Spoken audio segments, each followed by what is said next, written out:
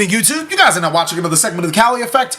I am here today to give you guys an Invoked Shaddoll deck profile. This could have not been possible without the young homie Ruben Trubin the Boobin been doing the Flubin bro. Mad shout out to him. Actually, some of these cards are, all of the Invoke cards are his. You know, I'm too broke to get Invoke cards.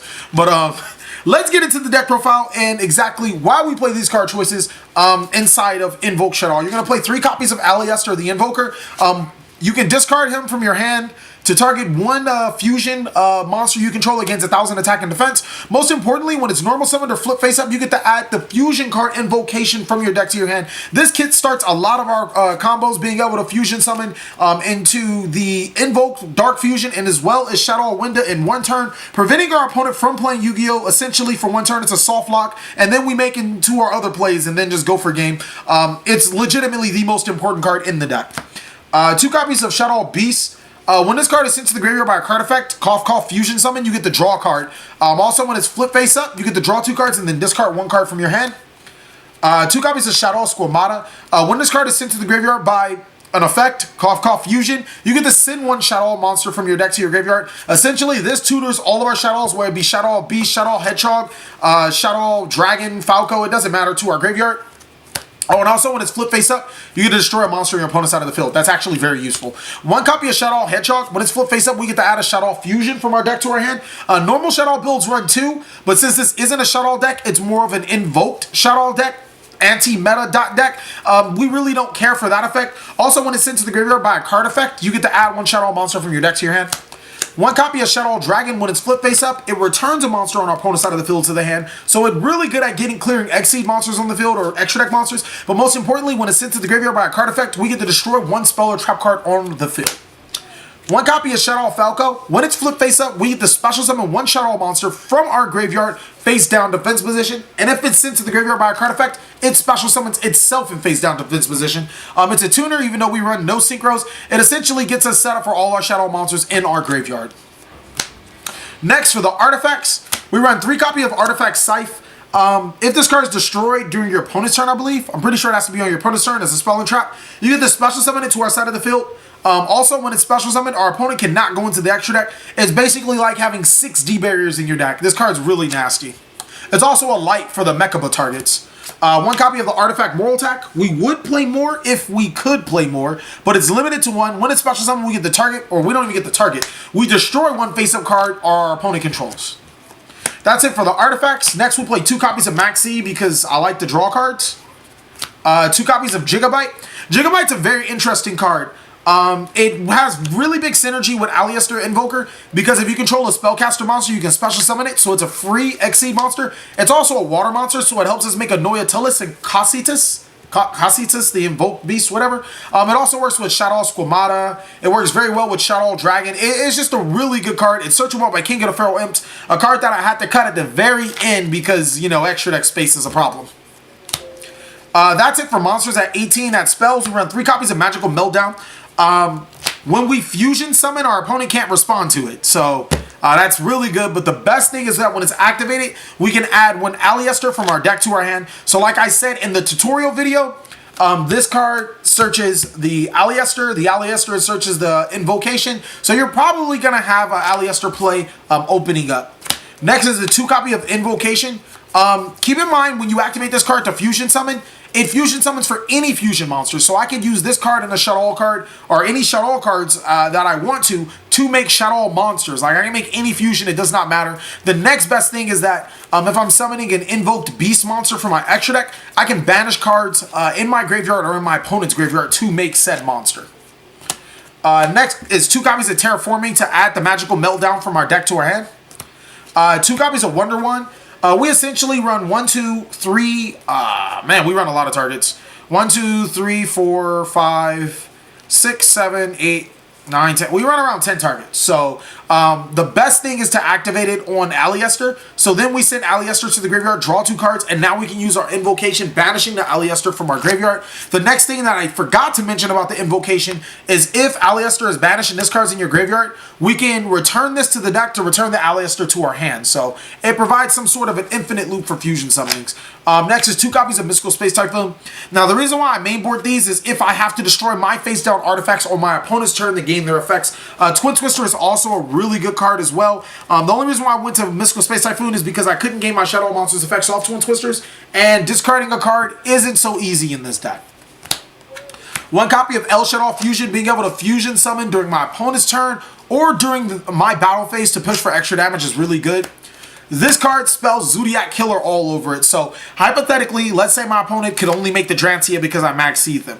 This card will give them a living hell. So what you do is you activate it, and now since my opponent controls a monster special summon from the extra deck, I can fusion summon monsters from my extra deck to special summon a monster to my side of the field, which is normally Window. What Shaddoll Window does is that it can't be destroyed by card effects. So it's essentially an easy out to Zodiac Trident, as well as providing a monster to your side of the field. Normally, you're going to send Shaddoll cards, which are going to gain you additional effects, and you're just going to continue to gain advantage off your opponent.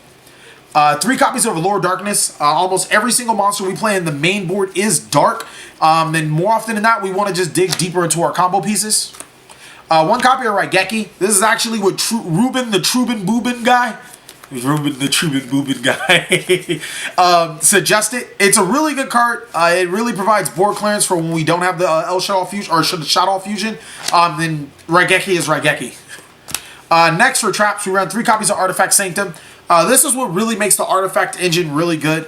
It allows me, I can only activate 1 Sanctum per turn, but allows me to special summon 1 Artifact monster from my deck to my side of the field. So if my opponent is about to go into an extra deck play, well, I just activate Sanctum, and then I summon Scythe. Scythe effect activate, and my opponent can't special summon from the extra deck. If I need a quick spot destruction, I just summon Moral Attack, and I get my quick spot destruction.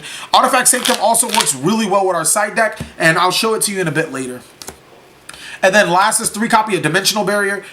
I mean, it's probably one of the more unfair cards because unlike Sanctum, I don't need to have an artifact specific card in my deck to prevent my opponent from summoning. It just literally outright locks them out of the game, especially if they're playing, one-dimensional decks. That's it for the main deck, and we're going to cap it off at about 42. For the extra deck, we run the Utopia package. Biggest reason why I ran it is because not only does it get over a big threat, something that this deck does have a problem with, it is a light target for Mechaba. Dalgusto Emeral, because extra deck space is so tight, I actually wind up making Dalgusto Emeral a lot to put extra deck cards back into my deck. It's also a win target for Raging. Castel for almost the exact same reason and its spot removal. Diamond Direwolf is really good, like extraordinarily good. Normally, the play with him, either him or King of Hero Imps, is if, let's say you're going second, you summon the Aleister, they'll probably debarrier for fusion on Invocation, that's fine. You summon the Gigabyte, you make the Diamond Direwolf, and now your Invocation can banish either your Diamond Direwolf, your Gigabyte, or your Aleister to make any of your extra deck monsters. That's it for Exceeds. At Fusions, you run the 1 copy of Shaddoll Sheki Naga. This card is just really good. Being able to negate monsters' effects, special summon from the extra deck is just really, really, really good. 1 copy of Anoetalis. We do run the Gigabyte. Sometimes it is dead, and we could just use it to make this card, which completely prevents our opponent from special summoning through card effects from the graveyard, or spell and trap effects. 2 copies of Shaddoll Winda. This is really essential to the lock. Basically, it cannot be destroyed by card effects, so looking at you, Zodiac Trident. The next thing is both players, either player can only special summon once per turn. Normally, we'll make Winda at the end after we finish special summoning all of our cards, then we'll make Winda and tell our opponent to go. 1 copy of Invoked Kaliga. Basically, this says either player can only activate 1 effect per turn. And then either player can only battle once per turn. So, like I said, the Kaliga and the Shaddoll Winda is a pretty soft lock. You put the Kaliga in defense because it's 28. And then you have the Winda attack. So this basically says your opponent can only special summon once, your opponent can only attack once, and your opponent can only activate 1 effect once. And then on our turn, we fuse both of them to make Elysium, and we continue to do whatever we do. What Elysium does is that it's treated as every type of monster on the field. We can tribute, or is it banish? Target one invoked monster you control or in your graveyard. Oh my god, that's even worse. Banish it, and if you do, banish all of the opponent's monsters of the same attribute. Essentially, if he tributes itself, it wipes our opponent's boards and banishes it, so it's pretty good.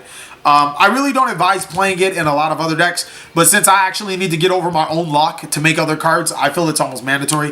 One invoked Cositus, I'm going to call it Cositus.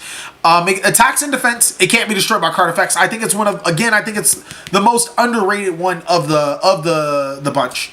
One Raging. I like calling it Raging because, get it? Raging. Essentially, it flips monsters face down. People are going to argue that I don't have any wind monsters. Well, plot twist. Emeral and Castel are wind targets. We in there, boys. I hear Terror Top in the background, but whatever. 2 copies of Invoked Mechaba. We run 1, 2, 3, 4 light targets in the main deck. We have the Utopia combo, and we also side in more light monsters. So I feel like Mechaba is easily the best one on top of that. Being able to discard a corresponding card when our opponent activates an effect to negate and banish it. That's it for the extra deck. Hopefully, I wish I could play like 18, but unfortunately it's at 15. For the side deck, 3 copies of Denko Sekka for Paleos. It also makes the Mechaba. 3 copies of Artifact Lancea. Again, Ruben Boobin.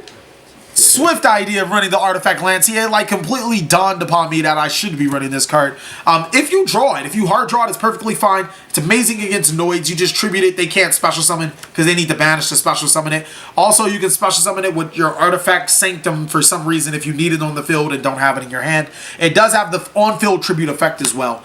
3 copy of Ghost Ogre, Mermel, Heroes, DDD, Zodiac. Literally, if you're not mainboarding this card sided, the amount of utility to this card is endless, and it's a light monster. 2 copy of Gamma Seal. For the people that don't know what Gamma Seal does, he legitimately is the douchebag of all kaijus. He has the lowest attack, so he's easiest to get over, and he tributes to our opponent's monsters. And then the 1 copy of Godarla, because it's a wind monster and it makes the Raging. I was actually debating on running Interrupted Kaiju Slumber, because I have this, at least 1 copy, but I decided against it. And then 3 copies of Twin Twisters for more back row movement. Well, that is pretty much it for the Artifact Shaddoll Invoke deck profile. It is a very, very, very fun deck to play. Really hope you guys enjoyed. Thank you so much for watching. Please like, comment, subscribe, but most of all, enjoy.